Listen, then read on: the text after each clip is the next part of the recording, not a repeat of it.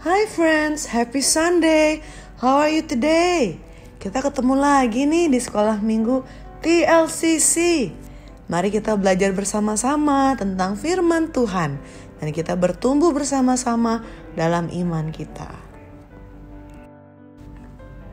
Sebelum kita mulai sekolah minggu hari ini, mari kita berdoa bersama-sama dulu yuk. Dalam nama Yesus Kristus, kami datang dengan ucapan syukur-Mu, pemeliharaanmu dan berkat-Mu. Sebentar kami ingin memulai ibadah sekolah minggu ini, kiranya Engkau memimpin acara mulai dari permulaan sampai dengan akhirnya. Terima kasih ya Tuhan, Engkau memberkati kita semua. Haleluya, amin.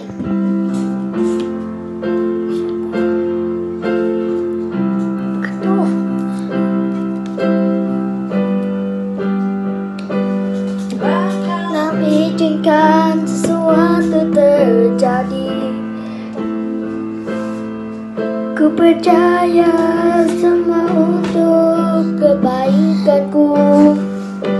Bila nanti telah tiba waktumu, kepercaya kuasa-Mu memulihkan hidupku. Waktu Tuhan pasti yang terbaik, walau kadang tak mudah dimengerti. Lewati cobaan, ku tetap percaya waktu Tuhan pasti yang terbaik. Bila Kau izinkan sesuatu terjadi,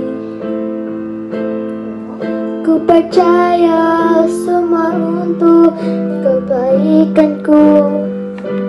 Bila nanti telah tiba waktumu, ku percaya kuasa-Mu memulih.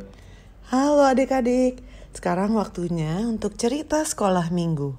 Sebelum kita mulai ceritanya, kita buka Alkitab dulu yuk ke Kisah Para Rasul 8 ayat 26 sampai 40. Ayo baca bersama kakak ya. Sida-sida dari tanah Ethiopia. Kemudian berkatalah seorang malaikat Tuhan kepada Filipus. Katanya, bangunlah dan berangkatlah ke sebelah selatan, menurut jalan yang turun dari Yerusalem ke Gaza. Jalan itu jalan yang sunyi. Lalu berangkatlah Filipus. Adalah seorang Ethiopia, seorang sida-sida, pembesar dan kepala perbendaharaan Sri Kandake, Ratu Negeri Ethiopia, yang pergi ke Yerusalem untuk ibadah.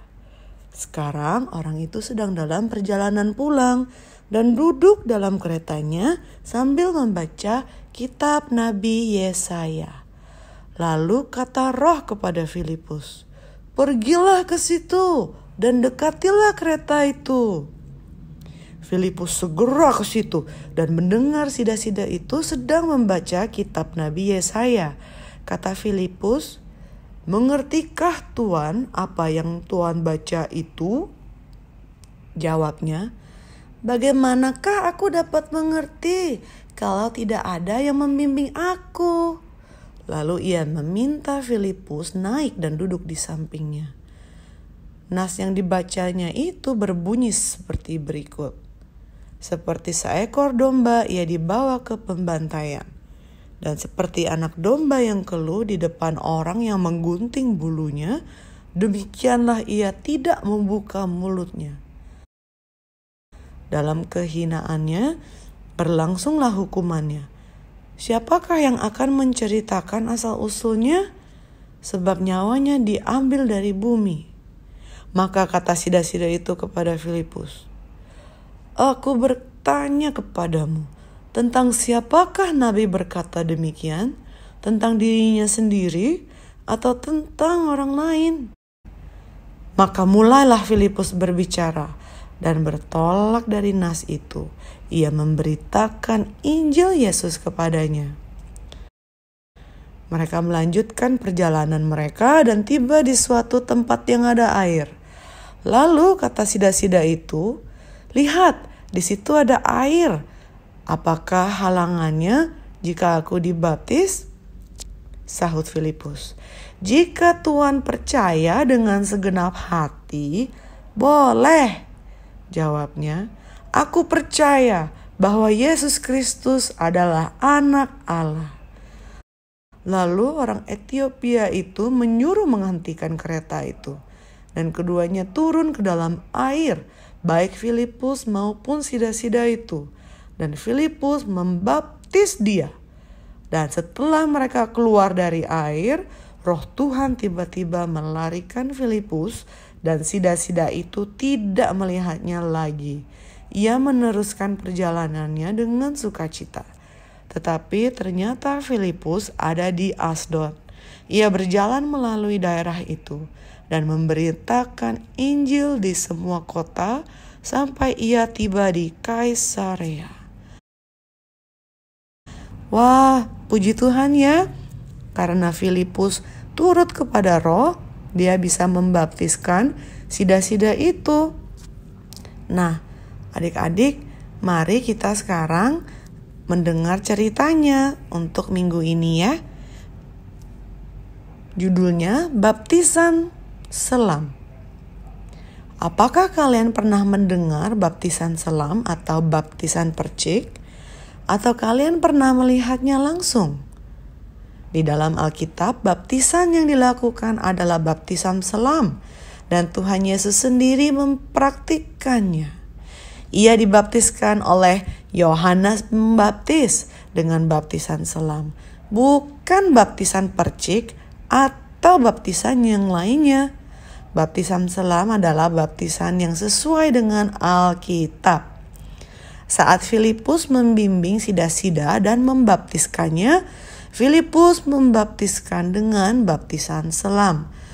Filipus melakukan apa yang ditulis dalam firman Tuhan, bahwa baptisan selam adalah satu-satunya baptisan yang sesuai dengan ajaran Tuhan Yesus. Tuhan Yesus memberikan nasihat kepada semua orang untuk melakukan apa yang benar dan tidak menyimpang dari firman Tuhan. Kita juga harus memberitakan Injil kepada semua orang yang belum mengenal dan percaya kepada Tuhan Yesus. Kita harus membawa banyak jiwa baru untuk dibaptiskan dalam nama Tuhan Yesus. Kita masuk ke ayat hafalan ya. Ayat hafalan kali ini diambil dari Kisah Para Rasul 8 ayat 37b. Aku percaya bahwa Yesus Kristus adalah Anak Allah. Yuk sama-sama kita baca Kisah Para Rasul 8 ayat 37b. Aku percaya bahwa Yesus Kristus adalah Anak Allah. Sekali lagi ya. Kisah Para Rasul 8 ayat 37b. Aku percaya bahwa Yesus Kristus adalah Anak Allah. Adik-adik, sekarang kita akan menjawab pertanyaan-pertanyaan yang ada di lembar pelajaran kita hari ini. Yang pertama, siapakah nama orang yang membaptiskan Yesus? 2. Di manakah Yesus dibaptiskan? 3.